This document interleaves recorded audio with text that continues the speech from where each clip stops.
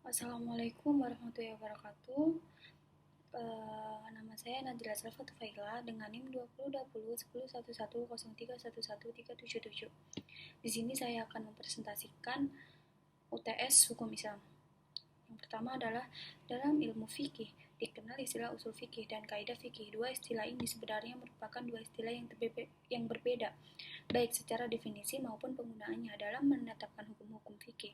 Kaidah fikih merupakan aturan yang bersifat umum dalam masalah fikih yang dapat diterapkan pada beberapa masalah fikih, sementara usul fikih merupakan kaidah yang menjelaskan tentang metode pengambilan hukum yang berkaitan dengan perbuatan manusia dari dalil-dalil syar'i yang ada. Kemudian, usul fikih mempelajari mengapa suatu hukum fikih bisa hadir dengan kata lain. Usul fikih selalu datang lebih dulu dibandingkan dengan fikihnya. Kaidah fikih datang selain fikih karena kaidah fikih telah diturunkan mengelompokkan beberapa masalah fikih yang ada dalam suatu aturan yang universal. Konsep hukum dalam hukum Islam, pengertian hukum atau peraturan atau norma adalah suatu hal yang mengatur tingkah laku manusia dalam suatu masyarakat. Baik peraturan tingkah laku manusia dalam suatu masyarakat, baik peraturan atau norma itu berupa kenyataan yang tumbuh dan berkembang dalam masyarakat maupun peraturan atau norma yang dibuat dengan cara tertentu dan ditegakkan oleh penguasa. Dengan adanya hukum dalam Islam berarti ada batasan-batasan yang harus dipatuhi dalam kehidupan karena tidak bisa dibayangkan jika hukum seseorang akan semuanya melakukan sesuatu perbuatan termasuk perbuatan maksiat. Ruang lingkup hukum Islam. Hukum Islam dibagi ke dalam dua bagian. Yang pertama ibadah atau ibadah mahdoh.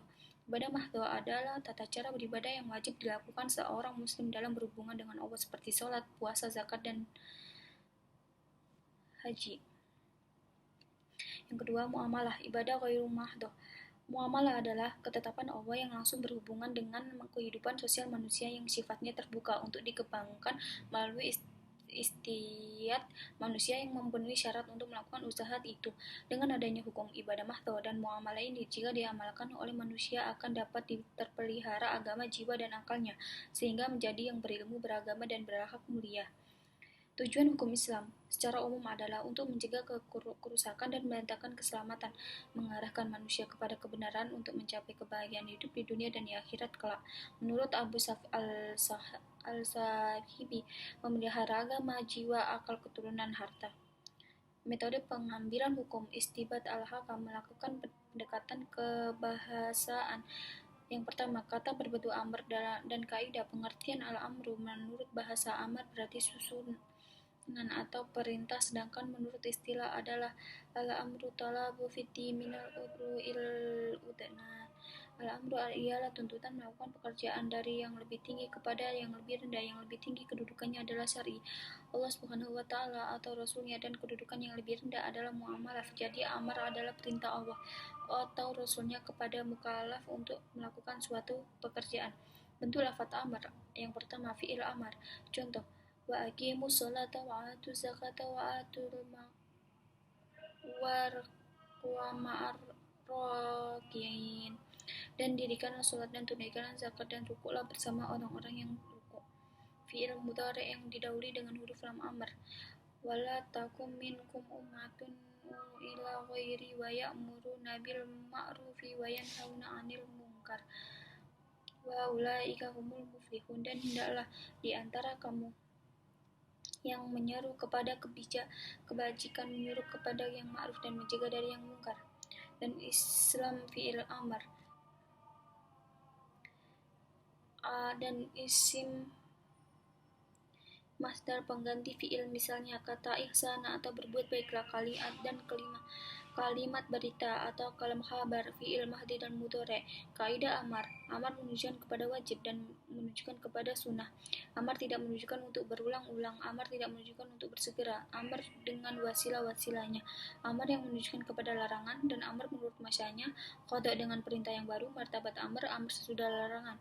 Yang kedua, kata berbentuk nahyu dan kaidah di dalamnya. Pengertian nahyu atau larangan menurut bahasa berarti larangan. Menurut istilah nahyu, larangan ialah tuntutan meninggalkan perbuatan dari yang lebih tinggi kepada yang lebih rendah atau kedudukannya. Bentuk kata nahi, fi'il mudhari yang didahului dengan la nahiyah atau lam nahi. Janganlah lafal-lafal yang dengan tegar bermakna larangan atau mengharamkan, misalnya haram, naha. Kaidah nahi menunjukkan haram, larangan sesuatu susulan bagi lawannya, larangan yang mutlak, larangan dalam urusan ibadah, larangan dalam urusan muamalah. Kata berbentuk am dan kaidah di dalamnya. Pengertian am menurut bahasa artinya merata yang umum, dan menurut istilah adalah lafal yang memiliki pengertian umum meliputi segala sesuatu yang terkandung dalam kata itu dengan tidak terbatas. Untuk lafal am,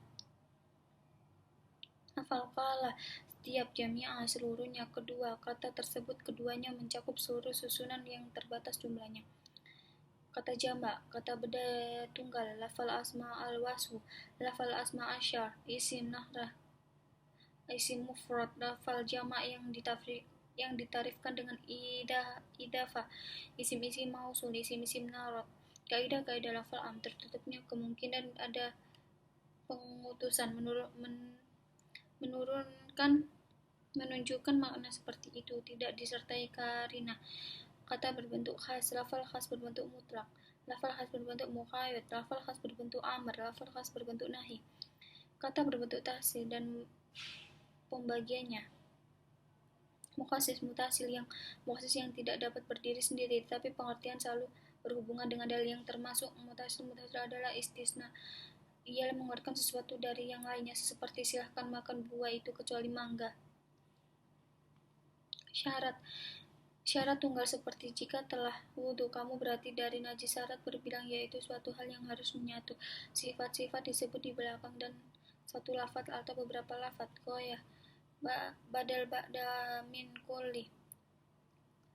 Kata berbentuk muimal dan bayan. Musmal, secara bahasa musmal berarti samar-samar dan beragam atau masmuk.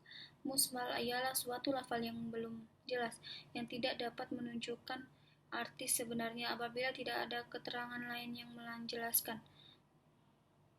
Mubayan artinya yang ditampakkan dan yang dijelaskan secara istilah.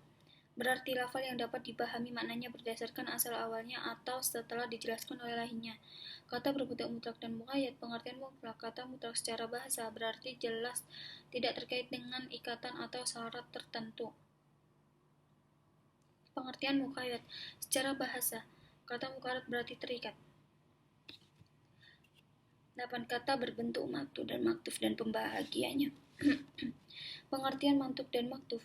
Mantuk adalah lafal yang hukumnya memuat apa yang diucapkan, sedangkan maktuf adalah lafal yang hukumnya terkandung dalam arti dibalik mantuk. Pembagian mantuk. Pada dasarnya mantuk ini terbagi menjadi dua bagian, nas dan zahir. Pembagian maftuf muwafaqah fahwal kitab lahnal kitab.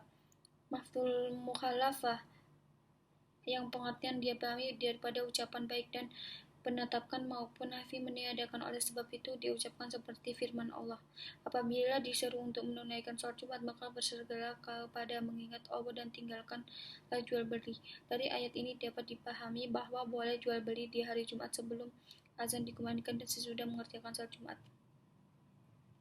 Sekian presentasi saya UTS Hukum Islam. Wassalamualaikum warahmatullahi wabarakatuh.